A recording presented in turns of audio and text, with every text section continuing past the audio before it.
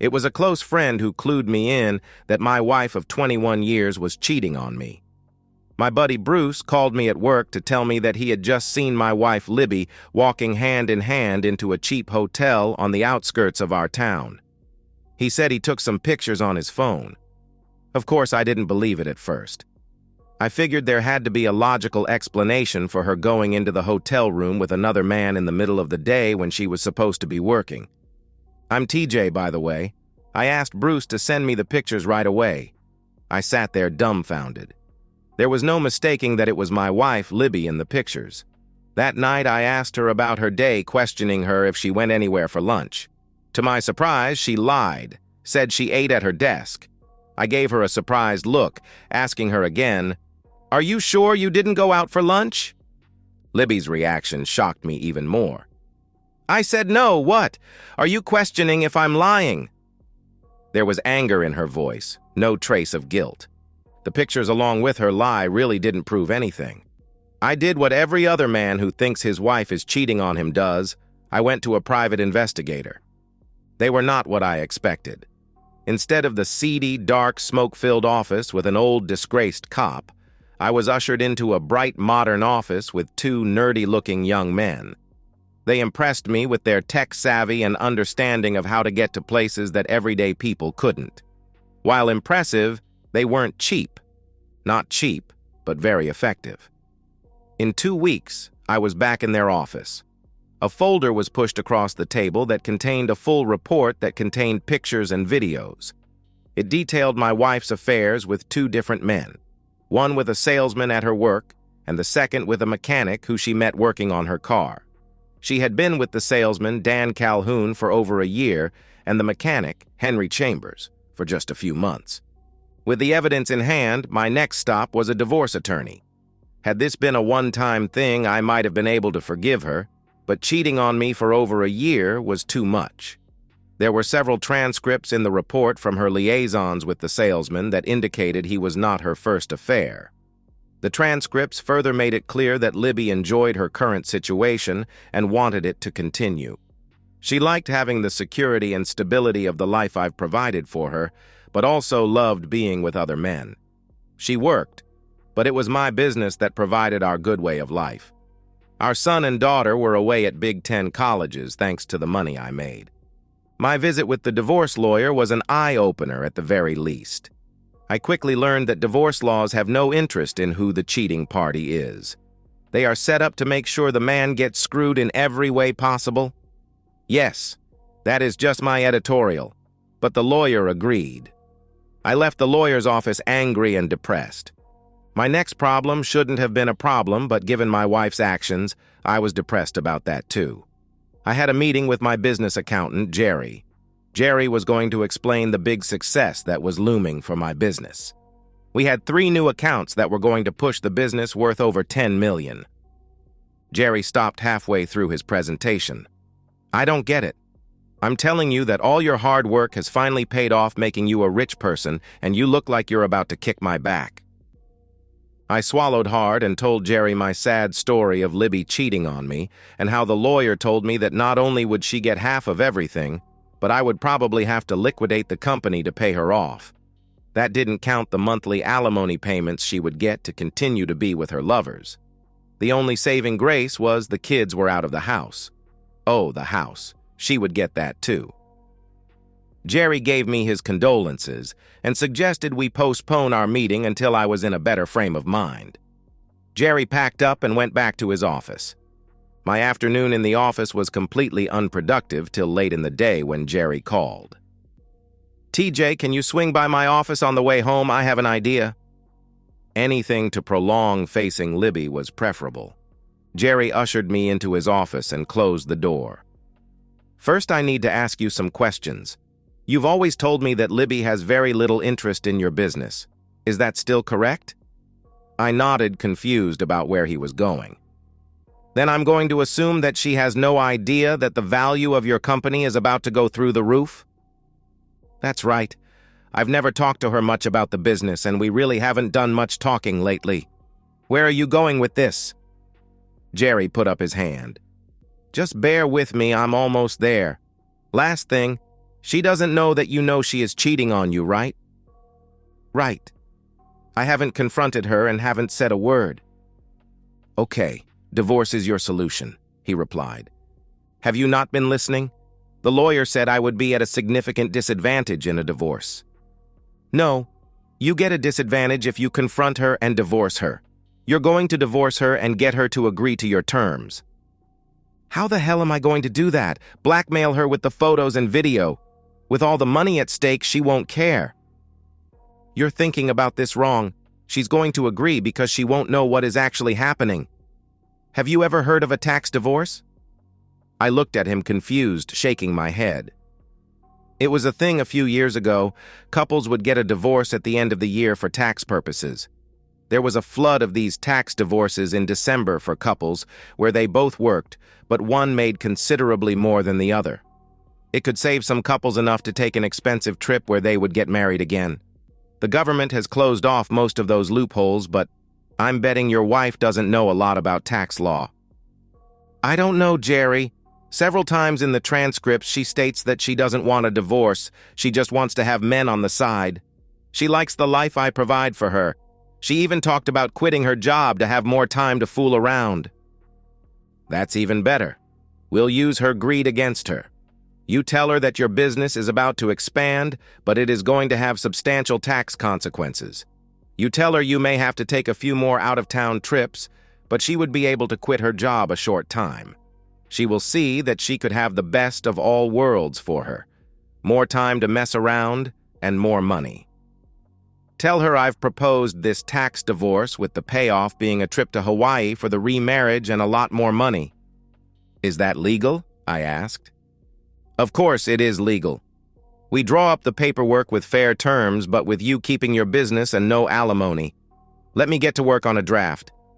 I will get back to you in a couple of days. It will work, I promise. You must keep it under wraps that you know about her cheating. We don't want her getting suspicious of your motives. That might be the hardest part, I thought to myself. It was hard not to show my contempt for Libby.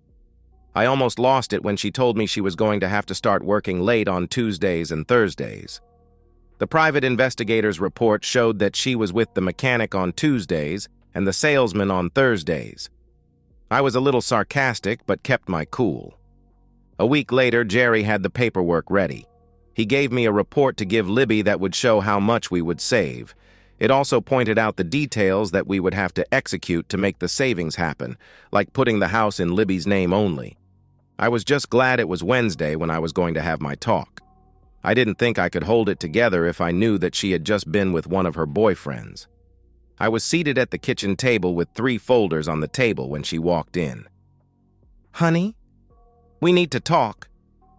I knew those words would get her attention. The pale, shocked look on her face told me I was right.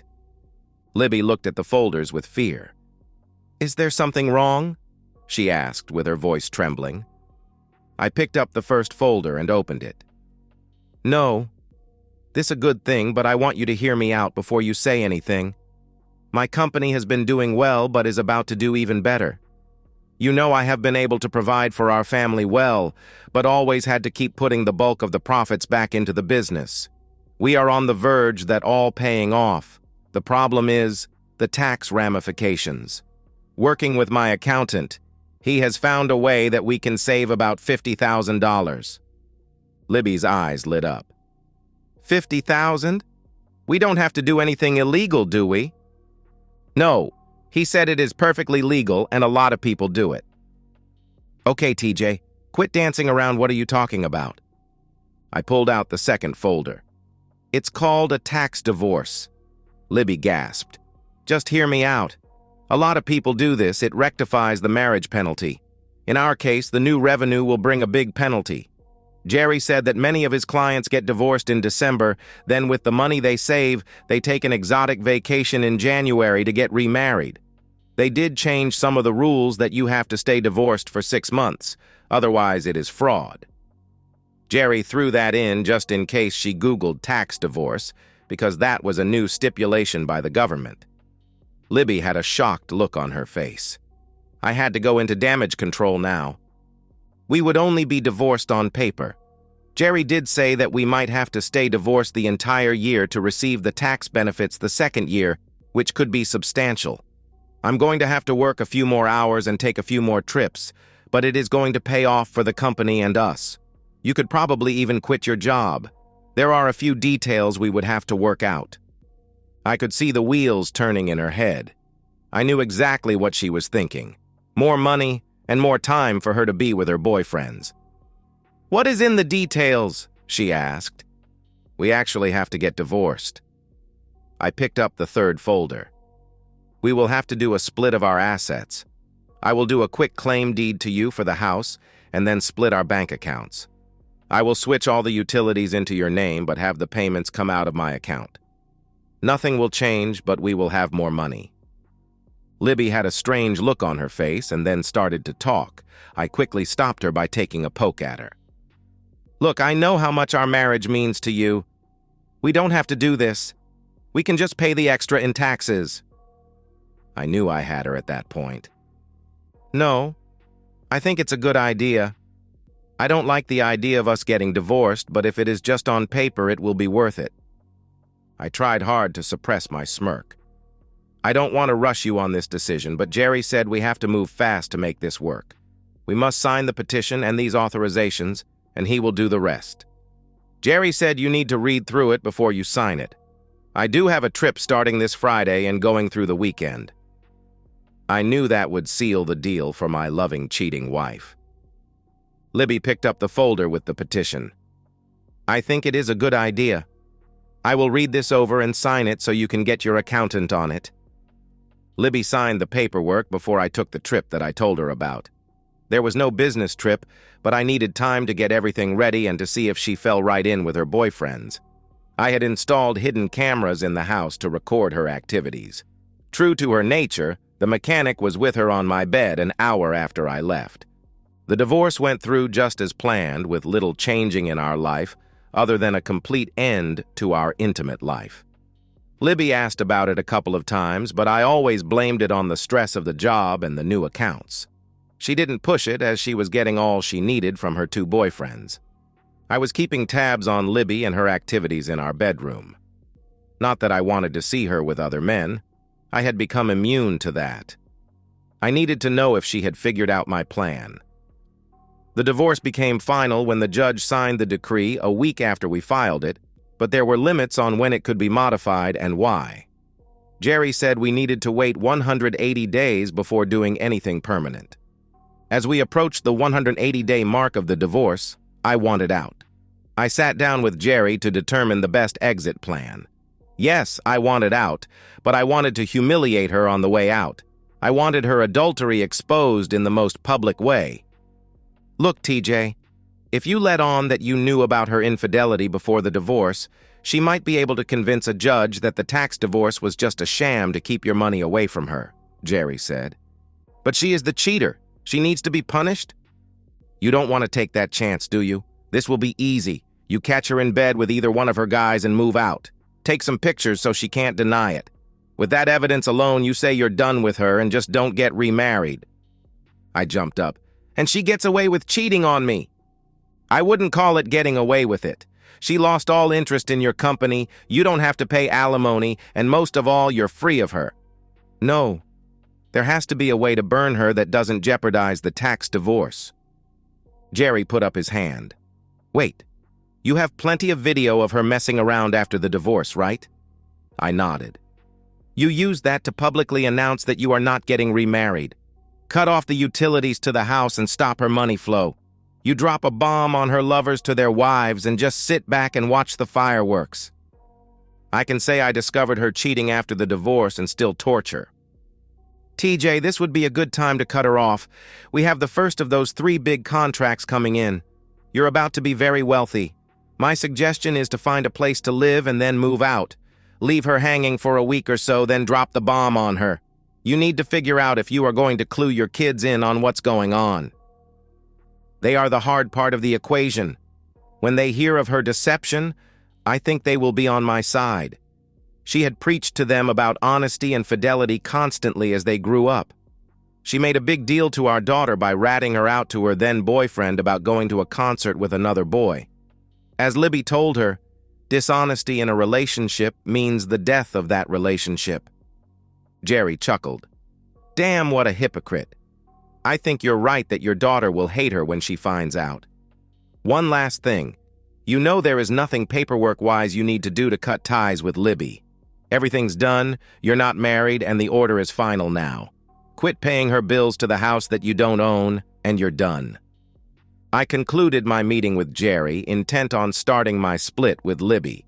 I had already been looking for a place to live and had a nice apartment that I was just waiting to pull the trigger on. I would be ready to move out of my former house in a week.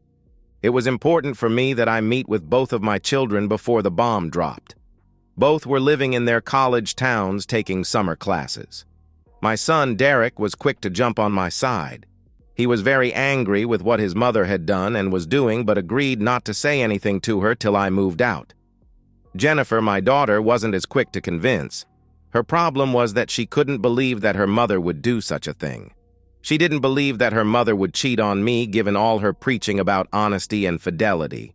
I hated to do it, but I came prepared. I showed my daughter enough of the evidence to prove her mother's deception. Once she saw the videos, she became very angry. Jennifer wanted to confront her mother herself. It was all I could do to convince her to keep silent till after I moved out of the house. Once back in town, the news was very good. The second contract was about to hit, and I signed the lease on my new apartment. The furniture would be delivered in 2 days. I would start dropping bombs in 2 days. The first thing would be to move out of the house. I accomplished that simply enough while Libby was at work. With the help of a rental truck and some buddies, I took everything from the house that I wanted. I took no furniture, only my keepsakes, my toys, tools, and clothes. I did remove the cameras that I placed around the house. Libby had gotten so used to me not being around that she didn't notice that I had left for several days. It was part 2 of my plan that caused her to notice that my things were gone. My second part of the plan was to bomb her lovers. The wives of both the mechanic and the salesman got untraceable emails with video files showing their husbands with Libby. I felt bad for the pain these families were going to encounter, but I didn't start this, but I would finish it. 30 minutes after I sent the emails to the wives, Libby called, leaving me a message to call her. She assumed I was still out of town. That evening, the calls became more frantic, and she realized that my clothes and other things were gone. I continued to ignore her calls and texts. Both of my children called, telling me that their mother had called in a panic wanting to know if they had heard from me. Both covered for me, saying they hadn't talked to me in some time. They each tried to get her to tell them what was going on, but she gave up no information. She wouldn't even tell them why she was looking for me. I let her wait 2 more days with no contact. Even though it was Thursday, I figured she would be home alone after the bombs I dropped on her 2 lovers. Oh my God, TJ. What are you doing knocking on the front door of your own house, and where have you been? I've been calling you for days. No, Libby. This is your house. You have sole title after our divorce. May I come in? Yes, of course, come in. What is all this nonsense you are talking about? We need to talk about when we are getting remarried. I'm tired of all this game we are playing with this fake divorce. Good. That's what I want to talk about too. Our divorce is very real and very legal. You seem to be taking full advantage of it too. There was fear in Libby's eyes, but she was acting indignant. What's that supposed to mean? I told you I'm done with this nonsense and am ready to renew our vows. I couldn't help but bust out laughing. Stop laughing. Where has all your stuff gone? Oh, you noticed. I moved out. I got tired of sleeping in the bed you have been with your lovers. Libby gasped. Please, like you said, let's stop the games. I know you've been with 2 different men on Tuesdays and Thursdays, and when I'm out of town. I guess we're not legally married, so technically you aren't cheating on me. But as a result of your activities, I have reconsidered my decision to renew our marital vows. I think it is best we stay divorced. That is why I have moved out. Shock and anger filled Libby's face. What? No. That's not how this is going to work. We are married. That thing with the tax divorce was a sham. I'll go to court. We are married, damn it. Again, no. It is very legal you signed it in front of the judge. I guess you could claim that you committed a fraud upon the court, but that would be a crime. I won't support you admitting to a crime. Forget that. I know what you are up to. Somehow you found out about me and Dan, and you concocted this whole tax divorce scheme to cheat me out of my share of your company. Well, it won't work. Oh my God, Libby. Are you telling me that you were cheating on me while we were married? You damn well know I was. I know it was you who tipped off their wives. I hope you're happy. You ruined 2 marriages with your little anonymous emails. Both were kicked out of their homes and are facing very messy divorces. Both? Oh my God, there are 2? You were cheating on me with 2 men. Be that as it may, our divorce is legal. You are welcome to spend all the money you have to try to get it set aside, but I believe you are wasting your money. You might want to figure out what you are going to tell our kids about your cheating. I think they are very disappointed in you. You son of a blip, you told them, didn't you? Why the hell did you have to do that? I don't know what you are so upset about. I had to tell them why we are not getting remarried. Stop this nonsense. We are married and we are going to stay that way. That stuff with Dan and Tim is over. It didn't mean anything. I love you. Look, I know I made some mistakes, but I want to do whatever I can to be the best wife I can be. Libby, that's great. I'm so glad you see what you did was wrong. Your next husband will benefit from your experience. By the way, I haven't told your parents. I'll let you tell them unless you want me to do that too. My mom was shocked. She didn't believe you were such a cheating woman. I had to show her some of the tamer videos to get her to believe me. She did want me to tell you you're not welcome for Thanksgiving or Christmas or really anything.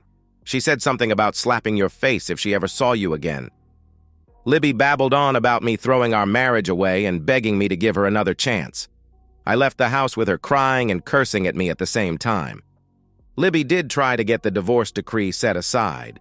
Upon failure of that, she sued to modify the divorce conditions. It was comical watching her in open court arguing to the judge that I knew she was with 2 men for a year before the divorce, and that I concocted the tax divorce to cheat her out of her share of my money.